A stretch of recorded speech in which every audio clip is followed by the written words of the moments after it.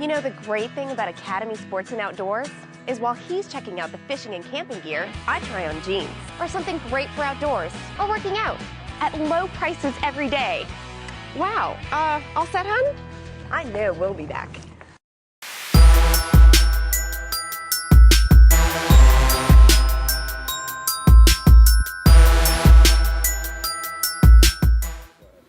Man TV brings you your post-practice report for Friday, August 10th.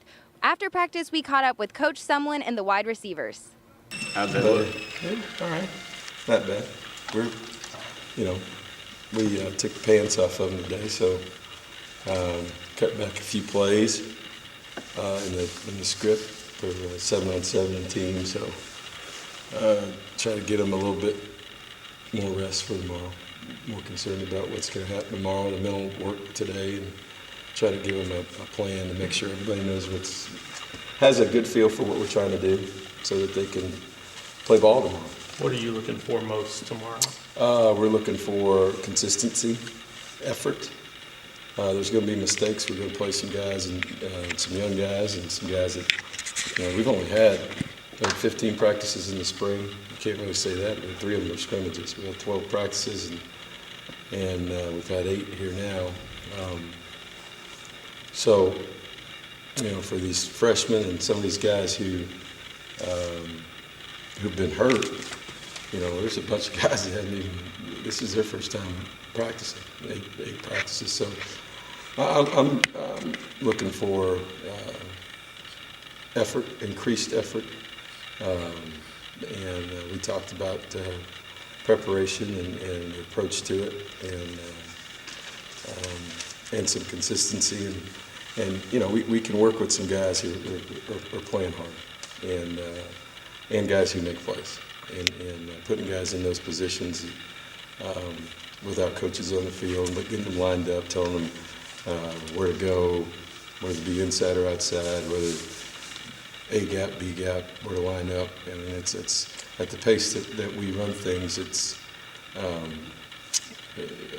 I'm looking to try to see who can handle it. Through 8 practices, how's the grasp that you feel? I think it's pretty good. I think it's pretty good. We've thrown a lot at them.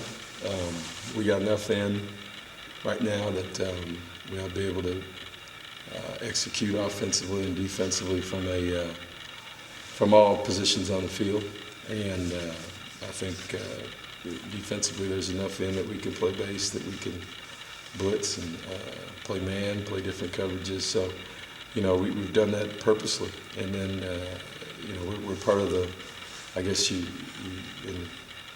call it the whole teaching method. So we're throwing it all at them and then seeing what they grasp, and then we'll come back and hit it part by part next week, because we'll have 2 practices Monday, 1 Tuesday, 2 Wednesday, 1 Thursday, and 2 Friday. So we've got plenty of practices to come back and really work to fine tune some things. But tomorrow's about effort, about lining up, and just about making plays.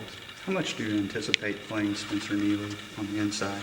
Oh, not at all. I said I don't know. Oh, okay. I don't know. Yeah. See if he can handle it. That's what tomorrow's about. And you do have, I guess, a shortage of defensive tackles because of injury. Tomorrow. Yeah. Okay. So you'll anticipate Spencer on the inside tomorrow? Yeah. Okay. Coach, how pleased have you been with your group? Well, it's early. I have high standards for those guys. We're still trying to set those standards for all the young guys as well as the older guys. This is the first fall camp we've been through together, so we're still learning on the run together. But I am pleased with the fact that they're responding to the type of coaching that we're providing for them. They understand that only full speed is accepted. So I've been pleased with their attitudes. They've all came out with a want to work hard mentality and attitude. And as long as we got that, we got something we can work with. Are you getting enough leadership from your elder statesmen, the older guys, the seniors? Yeah, that's something that we've been harping on in the off season with our guys, is trying to find that leadership to really step up for us. You've got the guy right here that just walked in, Ryan Swope, and Easy. Both those guys have played a lot of football. And in order for us to be a great team, not just a good team, we've got to have a core leadership that is second to none. These guys know that they've got to step up, and they've got to not only just play, but they've got to open their mouth and provide that leadership for our team. So I've been pleased with them to this point, but we got a long way to go. does the tempo compare to anything that you've worked with before in other programs or other offenses? You know, I said this not too long ago. I've taken a lot of pride in being in a lot of good offenses that move at a very fast pace, but none quite like this. It is a blinding tempo. It's fun to be a part of. It's something that is very strenuous on our guys during workout, but obviously our plan is that when we get to the game, that it will be something that will be a big asset for us and obviously be detrimental to the defense on their side of the ball. But as far as what I've played in, nothing even remotely close to this fast as this, and I've been a part of some really, really fast offenses. All right, come on. Best out of three? 1, 2, 3. Uh-oh, here you go. This is the decider. 2, 3.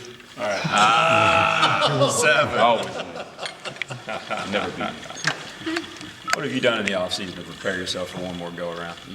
I think the core of our receiving, the receiving core has definitely worked on, conditioning to be able to be out there on the field and go at a high level, the tempo that we're going. So that, and also, staying on the jug as much as I can, doing tennis balls machines and just working on my craft and anything I can do to get better. What were some of the biggest adjustments you had to make when you guys transitioned into this offense? What are the things you've been to work the hardest on in order to acclimate yourself to this? It's really just, finding the void in the defense. A lot of our routes aren't as structured, so it's just pretty much just, you have a depth, but you kind of have to, see where the linebacker's at and curl around him, or, see where the safety is and kind of go past him. So it's just finding the void in the defense and coming back to the ball. Has the scheme change been harder to adjust to than maybe trying to adjust to a new quarterback at the same time? Can you kind of compare trying to do all those things at once? It's a bit of an adjustment, but I think that we've definitely picked it up and ran with it. We have some very capable quarterbacks, guys that are always in the film room, guys that are always willing to work, and I think that we've been doing pretty good with it. So how much you putting on yourself as a senior, along with Easy, to kind of lead these guys? I mean, Beaty talked about 12 or 13 receivers may end up playing. Yeah, it's important. Me and Easy, we take pride in taking this great receiving core to a whole new level. Obviously, we're joining a new conference, and something we're going to take pride in, and I'm anxious to just get this thing started. We've got a lot of talent out there this camp, and guys are competing, and it's just really exciting time, Texas A&M. So, we just got to keep working hard, pushing through 2 days, and just keep competing. Easy mentioned kind of the little bit difference in the way you guys run routes. How much work is going into that you guys have to put in order to kind of get used to that? We're just up here all day working, just getting in the film room, really studying, just taking all the coaching. Coach Beaty's done a great job of just teaching us routes and how to run them and get to our depth, and coming back to the football and just all the little things to the development to be a great receiver. And that's important that these young guys learn that this fall, and just get in the film room as much as possible and do the little things that where you can start contributing on the field. And I think that's huge, just being very critical and just critiquing everything and just spending extra film time.